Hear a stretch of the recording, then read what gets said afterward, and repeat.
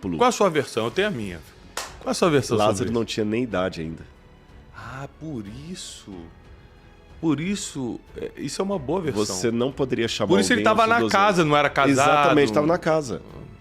E ele aparece de novo de maneira quase assim como coadjuvante de novo depois ressuscitado, quietinho lá na casa de Simão lá. O jantar para comemorar a ressurreição dele é na casa de Simão, por que não na casa de Lázaro? Ele morava na casa de Simão. Tanto é que quando Muito Jesus vai bom. ter o jantar depois da ressurreição dele, é na casa de Simão. Ah, tá. Sabe qual é a minha versão? É porque como eu sou um cara profissionalmente falando, muito envolvido com business, com negócios, existe uma lei nos negócios que é: jamais coloque seus amigos para trabalhar, mas se torne amigos daqueles que você já trabalha. Isso é uma lei nos negócios. Botou parente, amigo para trabalhar contigo, a chance de dar errado é muito Dá grande. problema. Então, quando eu explicava sobre Lázaro, quando eu dou palestra para negócio, eu falava assim: olha como é que Jesus sabia categorizar pessoas. Lázaro é meu amigo, vírgula, logo não será meu discípulo.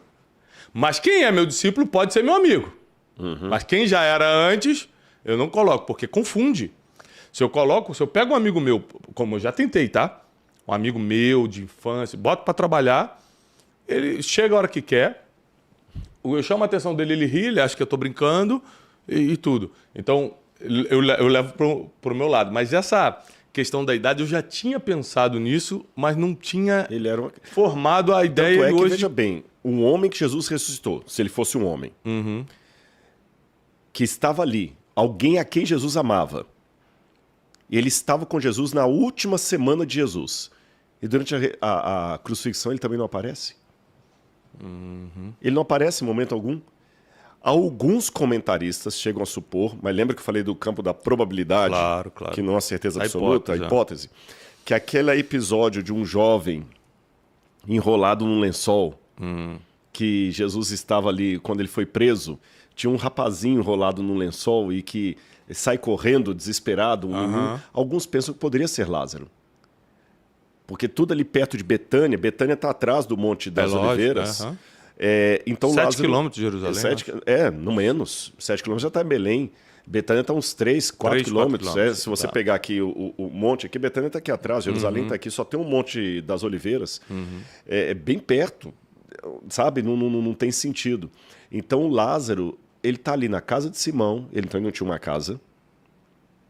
Ele não foi chamado por Jesus, porque Jesus só podia chamar para ser o seu matetes, como dizem em grego, o seu discípulo, quem tinha entre 12 anos para cima.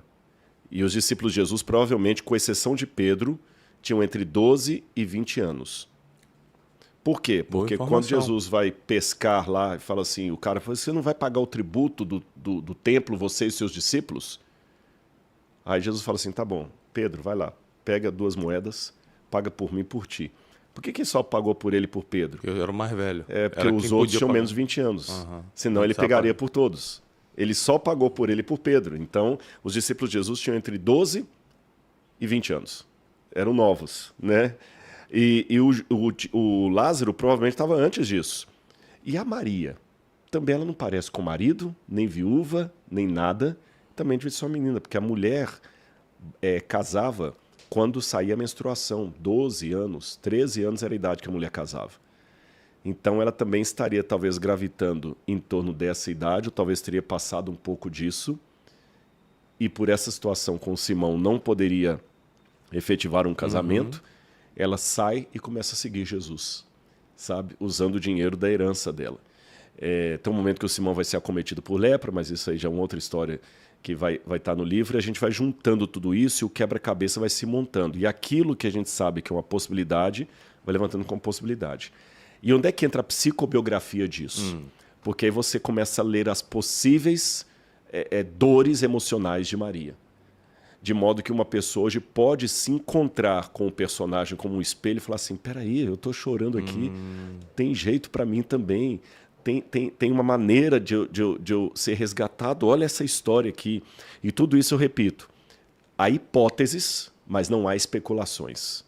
Você entendeu? Como eu falei, hipótese, levanta. Olha, tudo indica que há uma bibliografia farta no livro. Vocês vão ler muito ali tudo indica que, é provável que, com base nisso, é provável aquilo, mas vê que é uma coisa que tem um fundamento, não é um achismo ou uma chutologia. É muito bom. Você usou uma palavra que... as feridas emocionais, os marcos emocionais da vida de um homem ou de uma mulher, principalmente acometidos na infância, determinam muito o comportamento na vida adulta. Muito. Então, quando se trata de abuso físico, verbal, sexual na infância, qualquer livro de psicologia vai deixar claro isso, que o comportamento adulto será alterado de alguma forma. E se no mundo de hoje, que tem câmera para tudo quanto é lado, polícia especializada nisso, a lei, graças a Deus, não está dando mole para esse tipo de coisa, né? Pedofilia e não sei o quê. Mas ainda acontece. Imagina aquela época. Imagina aquela época no Oriente Médio. Você imagina quantas crianças passaram por esse sofrimento. Se não o sexual, mas o abuso físico, de apanhar até quase morrer, o abuso verbal, de ser xingado, ser humilhado, você não serve para nada e tudo. Eu acredito que quando a gente lê a Bíblia, a gente tem a oportunidade de ver que os grandes heróis e heroínas da fé passaram pelo que a gente passou. E às vezes eles passaram por coisas ainda piores. E ainda assim se tornaram heróis e heroínas. Nós não podemos desistir da vida por causa do que sofremos. Porque ainda tem coisas para acontecer que vão poder reeditar esse sofrimento. Uma coisa que a psicologia, a própria inteligência emocional, né, desde Daniel Goleman em Harvard até hoje, Augusto Cury no Brasil, diz o seguinte, que as emoções são possíveis, é possível serem reeditadas. Como? Excesso de coisa boa em algo que foi muito ruim. Então, Jesus fazia isso muito, né? Dava muita coisa boa, aqui, ó, milagre, acontecimentos, ensinamentos, e acabava reeditando memórias negativas, traumáticas, né? Como é que você vê isso em relação a Maria? A mulher tem uma facilidade maior, ao meu ver, na minha ótica, de, sabendo que tem um sofrimento e encontrando um caminho bom, se afundar naquilo, já com a intenção de reeditar. Por isso que eu acho que as mulheres têm mais facilidade de ir para a igreja. Porque eu falo assim, pô, meu marido me maltrata tanto, é tão difícil criar os filhos, eu não tenho dinheiro para fazer o que eu quero. Mas aqui eu encontrei um caminho bom. Então, com o excesso de coisa boa que eu tenho aqui, eu reedito as emoções feridas, negativas do passado. Você acha que isso é possível? Com certeza. Isso, eu vou responder isso até contando uma vivência ou um exercício que eu já fiz com alguns jovens uma vez. Uma vez numa célula, eu fiz um trabalho com adolescentes. Só estavam uns adolescentes ali.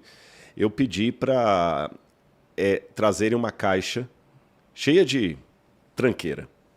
Dentro da caixa eu coloquei lâmpada queimada, papel higiênico, rolo de papel higiênico, caneta, pena, um monte de bobagem ali. Agora, que eu vou falar no podcast, essa vivência não vai dar mais certo com ninguém, porque eu já vou contar aqui, mas tudo bem. Mas eu vou, por amor a vocês, eu vou contar. Graças. E eu falei assim, olha, eu vou fazer um exercício com vocês aqui. Vocês vão ter 1 minuto para contar uma história. E quem contar a melhor história vai ganhar um prêmio que eu trouxe de Israel. Adolescente, né? Alguns até pré-adolescentes ficaram animados e tal, e eu escolhi uns 4 ou 5 lá que levantaram a mão, se prontificaram.